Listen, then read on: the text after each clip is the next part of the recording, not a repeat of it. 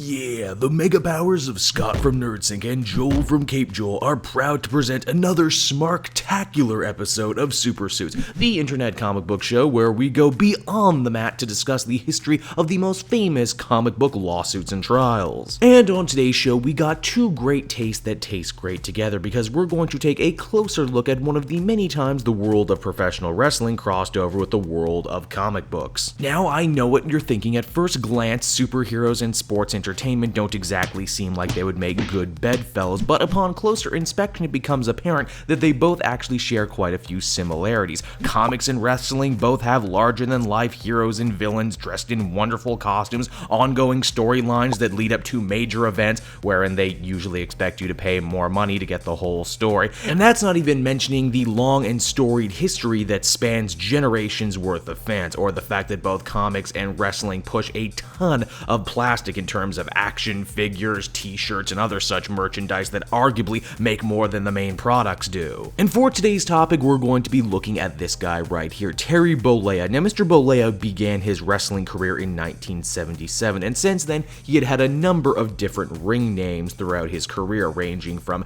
Terry Boulder, Sterling Golden, Mr. America, and perhaps my personal favorite, the Super Destroyer. But chances are, even if you are just tangentially familiar with wrestling, you will know him better by the name that made him famous, Hulk Hogan. Now wait, I'm sure you're all thinking, didn't Marvel already have a popular certain green gamma giant at that time who went by the same moniker? They most certainly did. The way the story goes is when Hulk Hogan was wrestling for CWA in Memphis, he got a chance to be on a morning talk show next to none other than Lou Ferrigno, TV's very own ever-loving Hulk. Backstage, Mary Jarrett, the wife of CWA owner Jerry Jarrett, noted how much bigger and muscular Hogan was than Ferrigno, and as such, Hogan, still Boulder at the time, decided to start performing as Terry the Hulk Boulder. Now, in 1979, Hogan joined Vince McMahon's WWF, and the Hulk moniker came with him. Wrestling was about to enter a golden age right around this time, and Hulk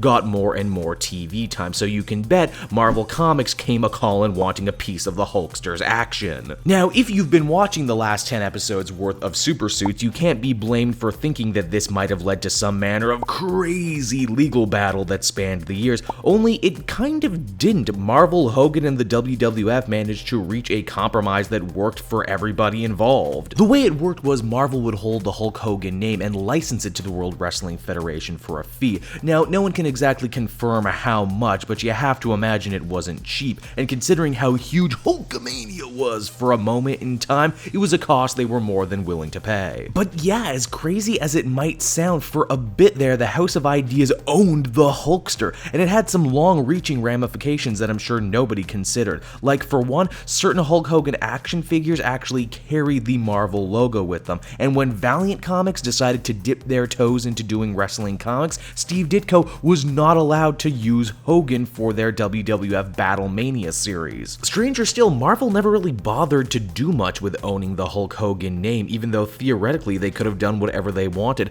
The closest they came was in Marvel Comics Presents number 45, where a wrestler that looks a lot like the Hulkster crosses paths with the gray-skinned Joe Fixit. Seriously, this guy was so huge at one time, why didn't he team up with like a bunch of Marvel heroes? Couldn't you see a whole mini-series where the Hulkster teams up with Spider-Man to tell kids to say their prayers and eat their green vegetables? I mean, imagine if Hulk Hogan had to go one-on-one with Champion of the Universe and they just went back and forth leg dropping each other. And you know, while we're on the subject, upon closer inspection of the Marvel wiki, we can see there's actually a couple minor background characters who are listed as Hulk Hogan. But, you know, they never really did anything of note, so moving on. In 1996, Hulk Hogan jumped ship over to WCW, Ted Turner's rival product to the WWF. There, he was a member of the NWO stable, and his character was reworked into Hollywood Hogan. Granted, they still would occasionally call him Hulk, but it's believed that the name change was due in part to WCW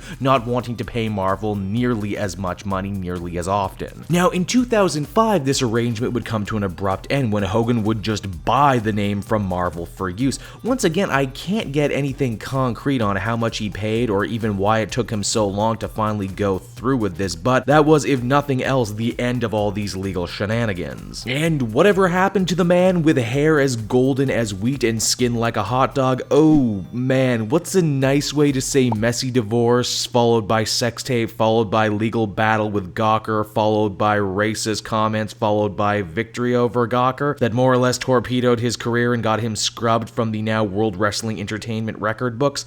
Yeah, I guess there was no nice way to say that. Well, there's the bell and the 3 count, which pretty much means we're done for another episode of Super Suits. As always, I hope you enjoyed it, I hope you learned a little something, and for more educational videos, be sure to subscribe to Scott and NerdSync. Or if you'd like to see what I'm doing over at Cape Joel, I do all sorts of weekly reviews, podcasts, and fun videos. You can check out that link as well.